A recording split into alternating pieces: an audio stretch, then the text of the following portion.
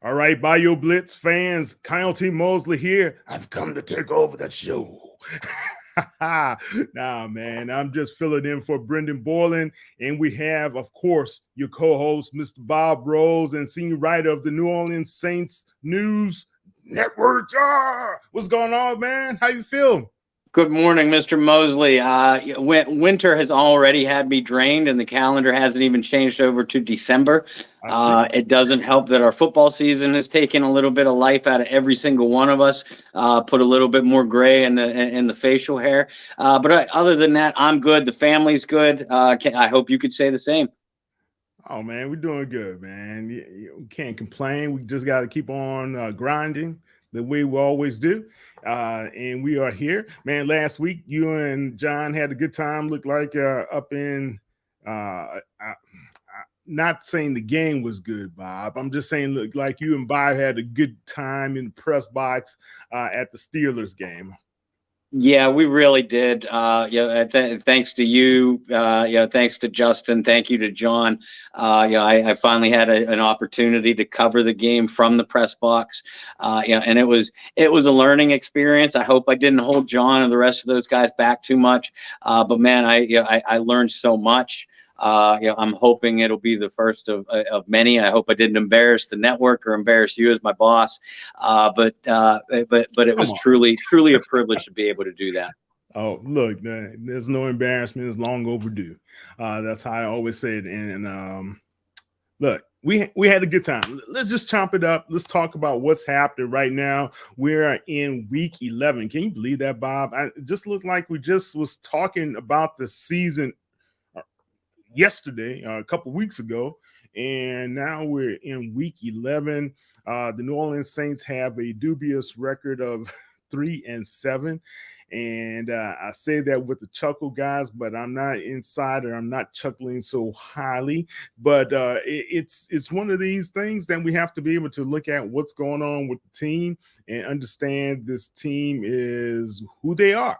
Right? Your record shows exactly who you are and what you've been able to accomplish thus far. If we look at what's happening with the standings in the NFC South, the New Orleans Saints are at the bottom, at the cellar. Can you believe that? Would you have even thunk it, Bob, that the Saints were in the cellar and the Atlanta Falcons are ranked second behind the Tampa Bay Buccaneers?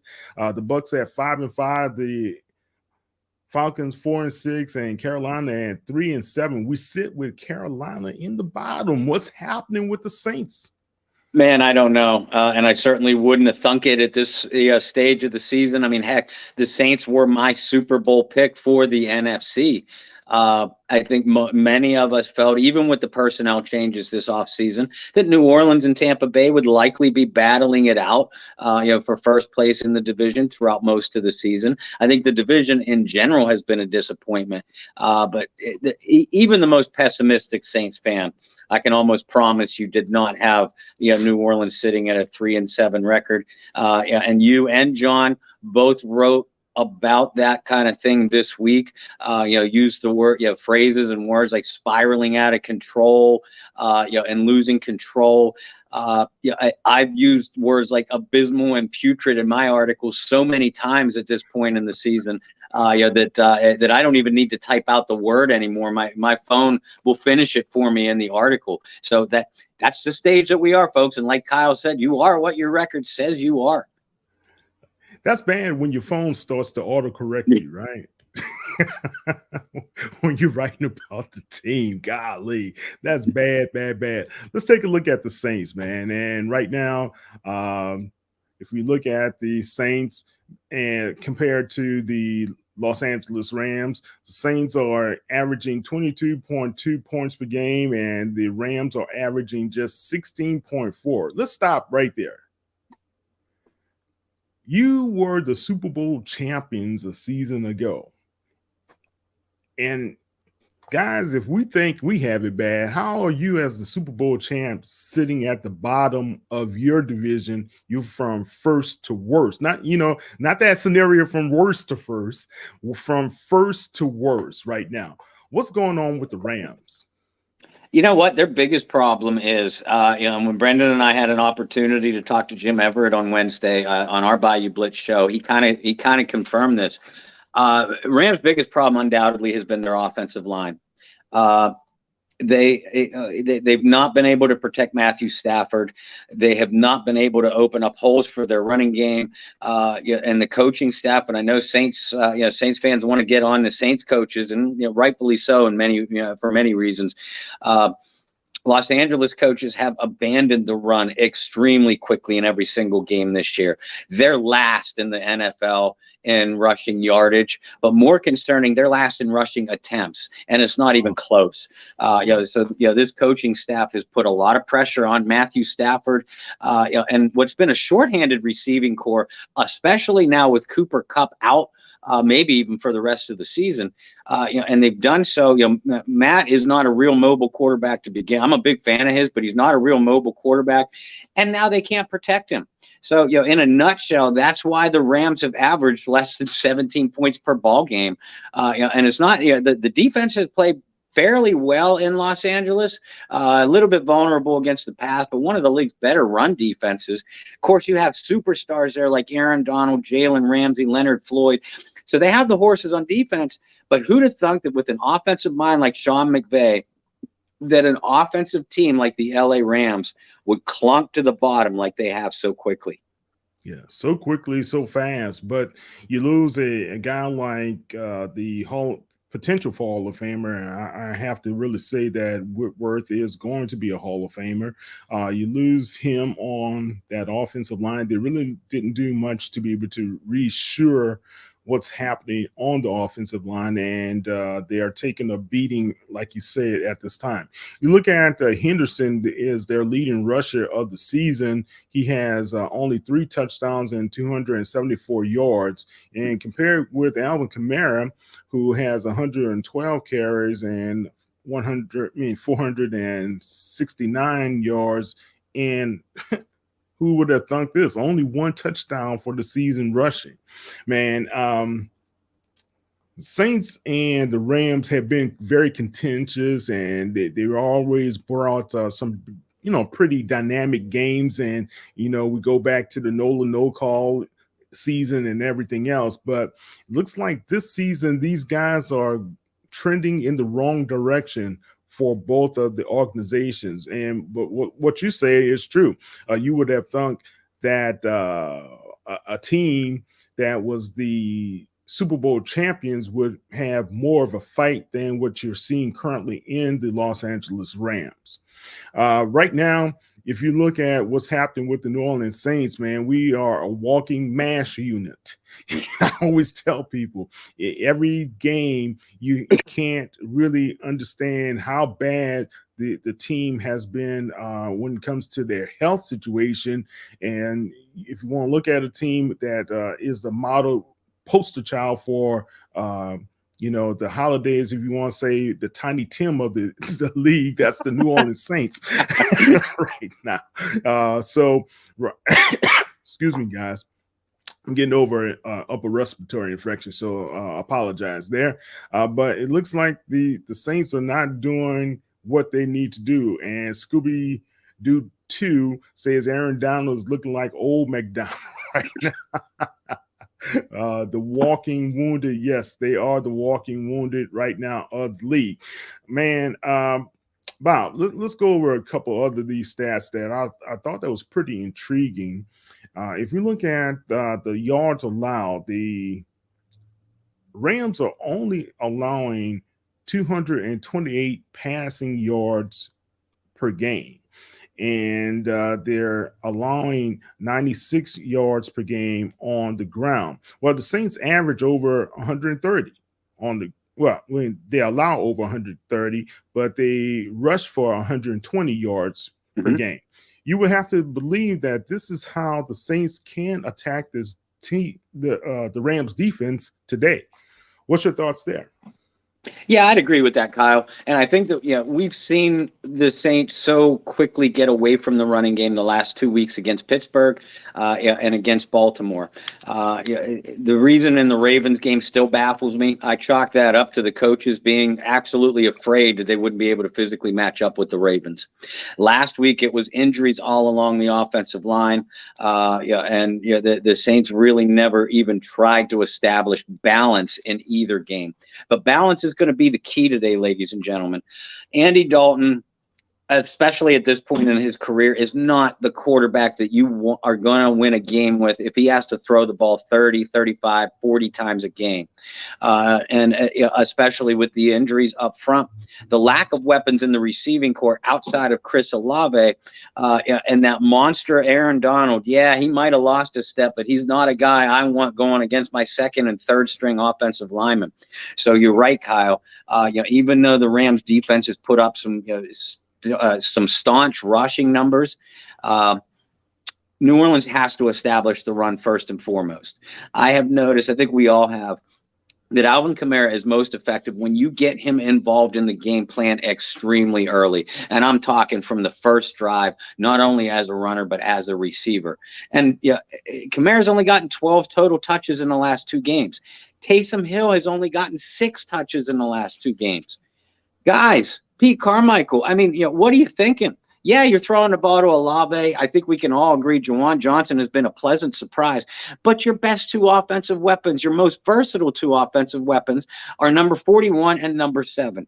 You got to get them involved early, and especially when you get Kamara involved on the perimeter of a defense.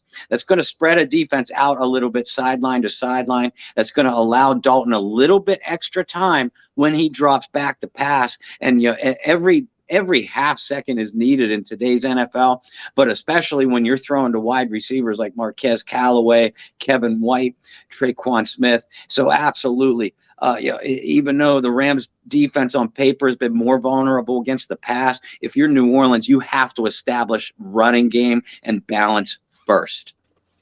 Running game, and you think about this, without Eric McCoy, like you said, and then you're looking at a beat up offensive line, that makeshift offensive line, because I'm not sure, was Pete a part of the out? Pete was listed as a game time decision. Decision, right? But as we all know, about 99% of game time decisions for the New Orleans Saints are game day outs once inactives are announced. Right. See, and that's the concern I have here, man. The interior of the offensive line, if that collapse on a 35-year-old quarterback, what's going to really happen there? Do you give him enough time to be able to be effective down the field? Or do you go to a quick slant game or a quick out game or something to that nature? And I have to agree. I think Juwan Johnson might be effective in this type of role. I don't know what has happened. Adam Troutman, I know the injury early this season has plagued him somewhat, but he has been MIA for the game. And then they let go of Holtz as well as Vanette yesterday. So, I mean, the tight ends have been a quandary. So that's what I would say there. All right, man. So, all right. I hate to be the one to keep on dumping on what's happening with New Orleans Saints. So what's right with the team right now, Bob? That's a short conversation, Kyle. Oh my God. I think the defensive ends have played pretty well, but unfortunately, the Saints are going into this game without Cam Jordan and without Marcus Davenport. I think Carl Granderson is having a quietly effective season. To no passing, Peyton Turner, they're going to have to step it up. I don't think there's any doubt in anybody's view that Demario Davis is having another all-pro type of season. The team is going to miss Pete Werner, but I've been pleasantly surprised by Caden Ellis yeah, and how aggressively he's played. And they've used him in different ways. Caden's not a guy you want in coverage or in open space a whole lot, but he's a physical downhill defender. So that's the way they're using him. I think the Saints linebackers have been by far the most consistent part of their defense.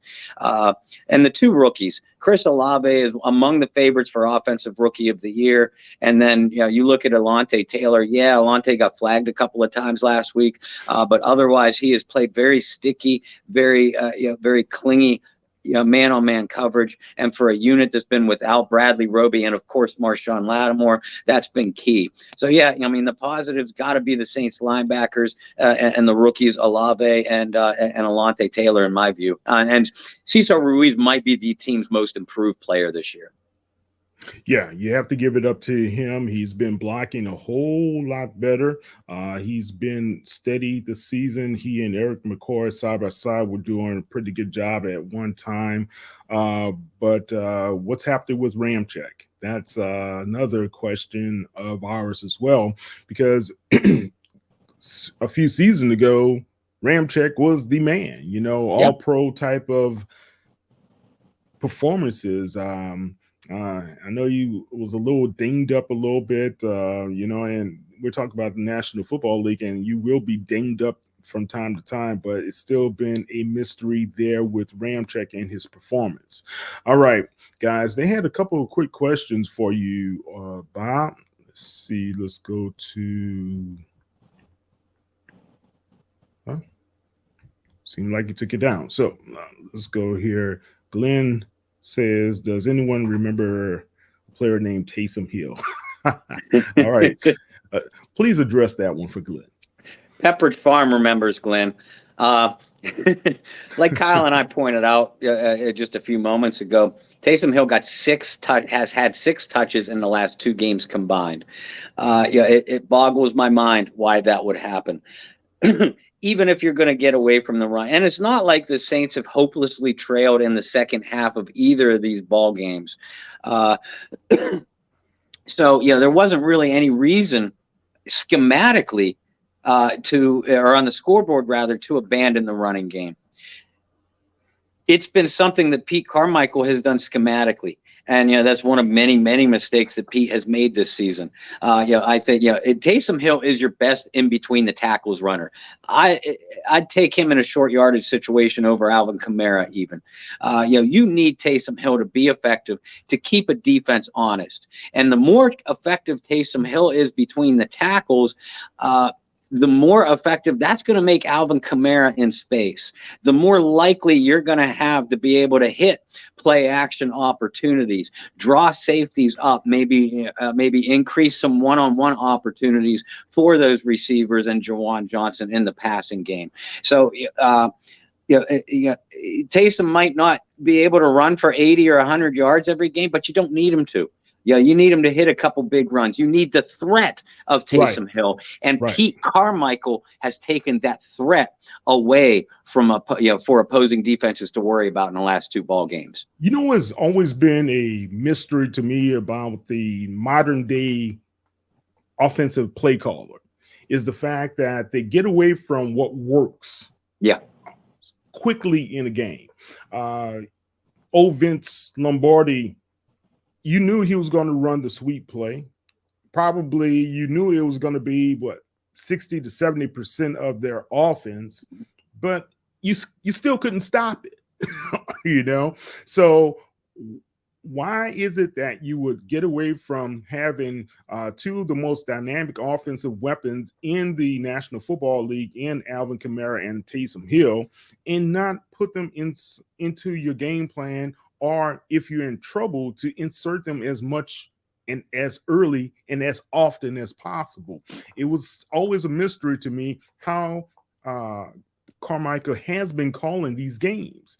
And when I'm in the press box and I'm looking at it, I'm like, hey, you can see where there's an obvious mismatch opportunity out there, especially if you have him listed as a tight end. He's faster than most of the linebackers as well as nickel cornerbacks. So why don't you put those one-on-one situations and use them to your advantage?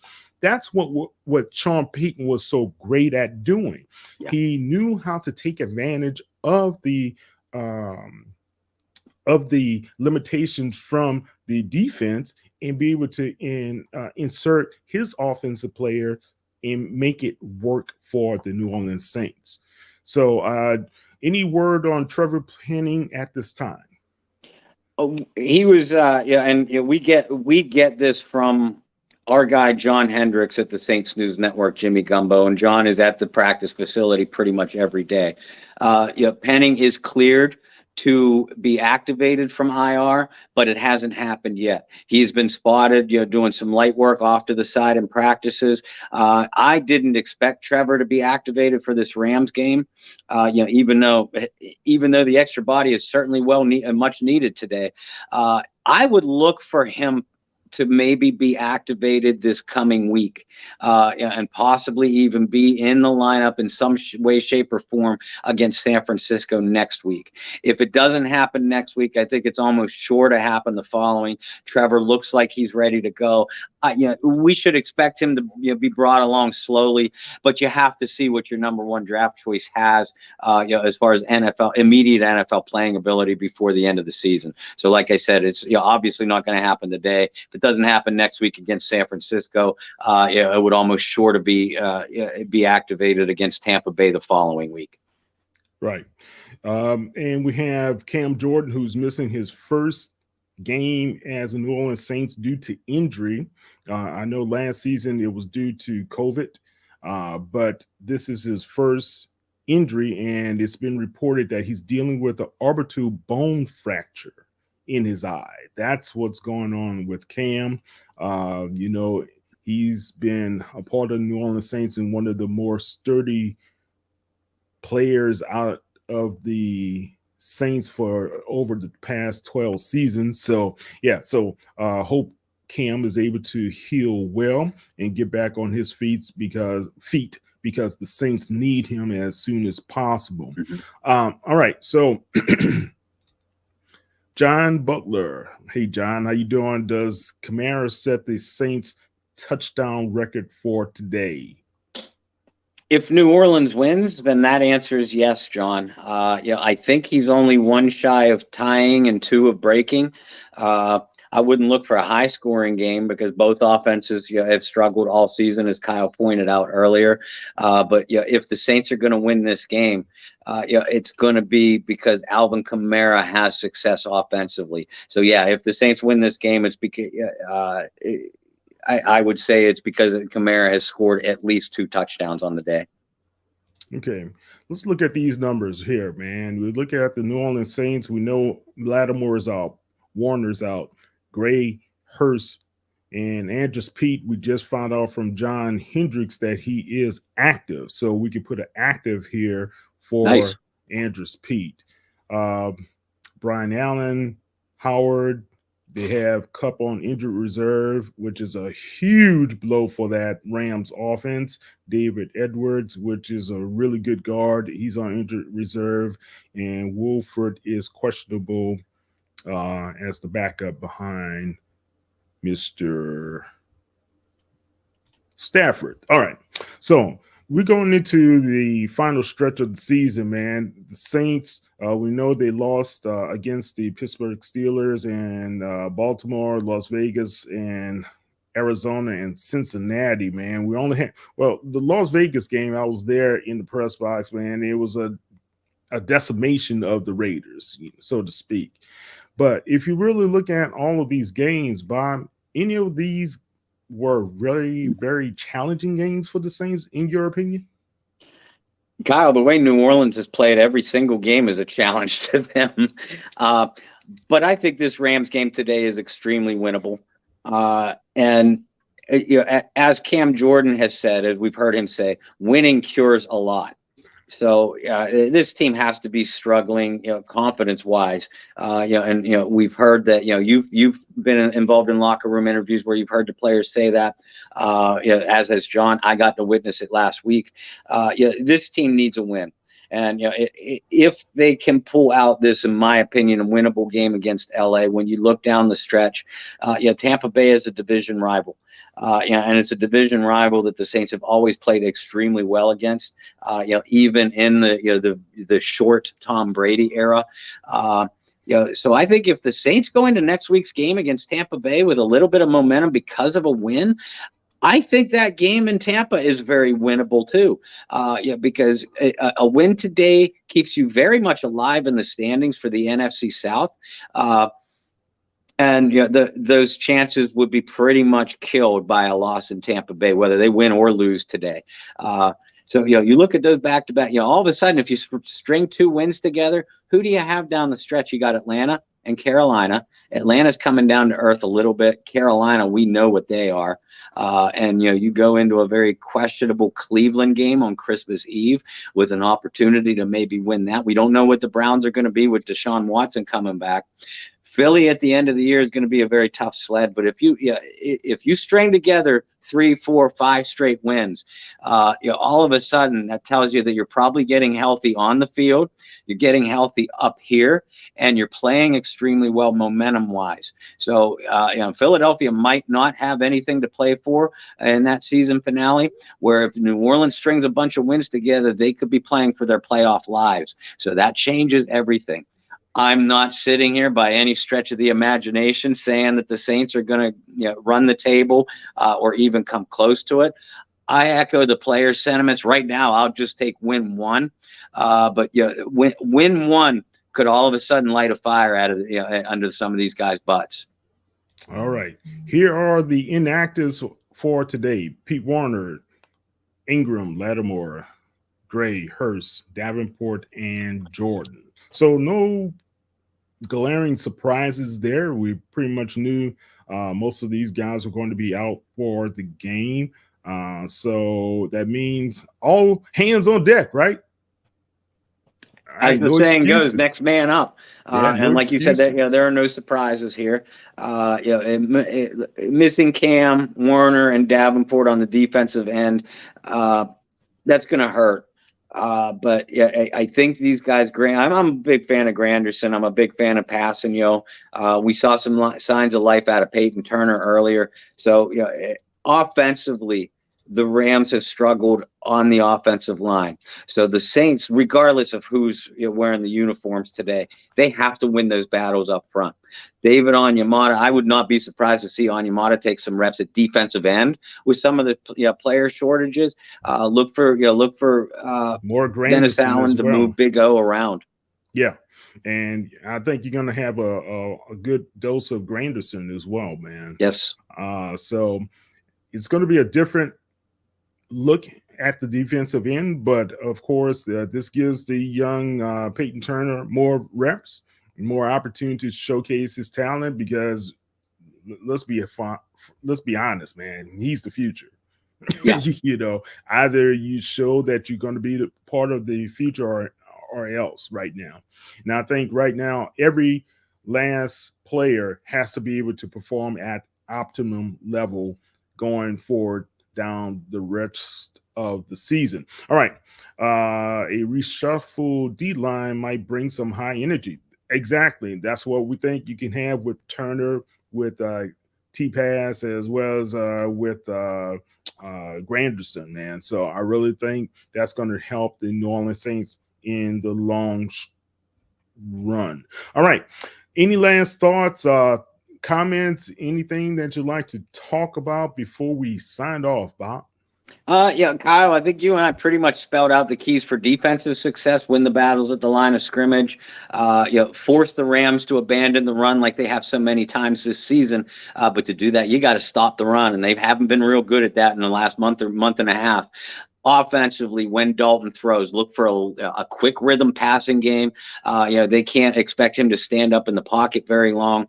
If they're going to hit any deep plays, it's going to be on double moves with a quick look down the sideline. If it's not there, check it down quick. Because of that, I think Kamara is going to be heavily involved as a receiver. Look for Jawan to make some plays, and keep those receivers, Landry and Olave, short and tight.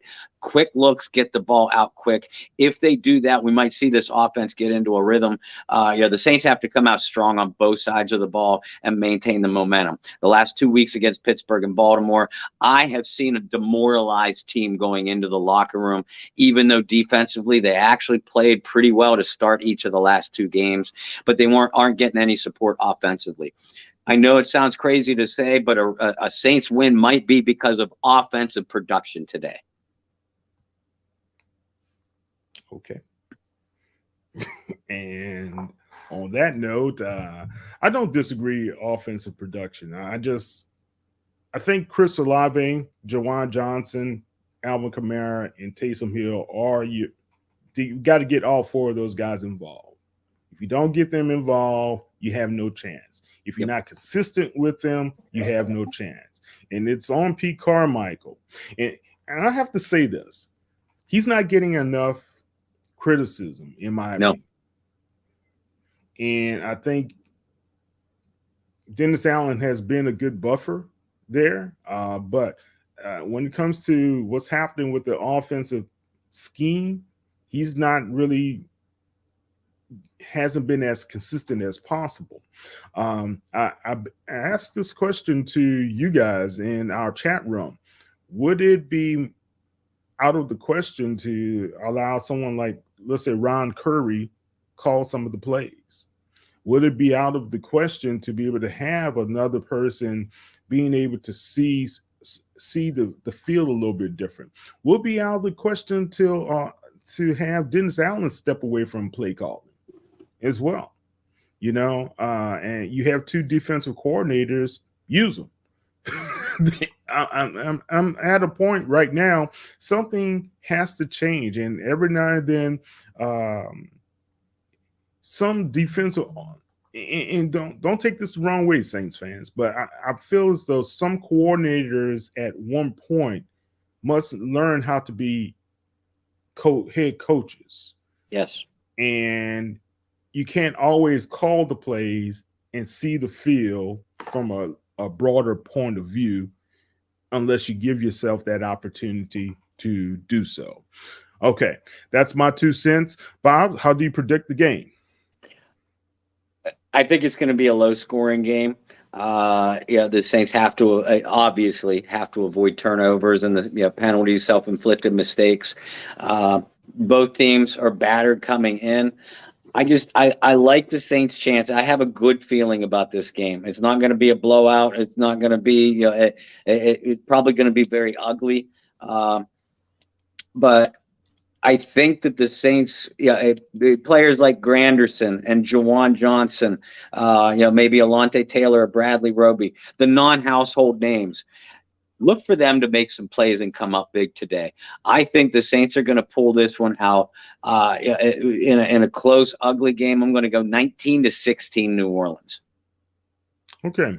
I got it a little bit better for the Saints. I think the Saints' offensive production can be what Dennis Allen hoped it to be the past few weeks. And I think the Saints can put up 27 points on these guys. So I look for the Saints 27-24 in a close one coming down the stretch. But I have the New Orleans Saints winning this game. And it's not that I'm trying to be a homer. Is that I believe this is a winnable contest for New Orleans as well. But as always, when we have winnable contests, we also have surprises. So hopefully there's going to be a limitation on those surprises. And I think also, could Carmichael be jealous of Allen's? Okay, no, I don't think so. No. But that's an interesting concept there. But I think right now the New Orleans Saints have the ability to be able to hit this one win, and we'll see what the Saints can do against Tampa Bay the following week. All right, I'm Kyle T. Mosley from the Saints News Network with Bob Rose of the Bayou Blitz. senior writer for the Saints News Network as well. And Bob, you guys, we're not going to have a halftime show, Right. but hopefully you have a pleasant day watching the New Orleans Saints vanquish the Los Angeles Rams. Take care.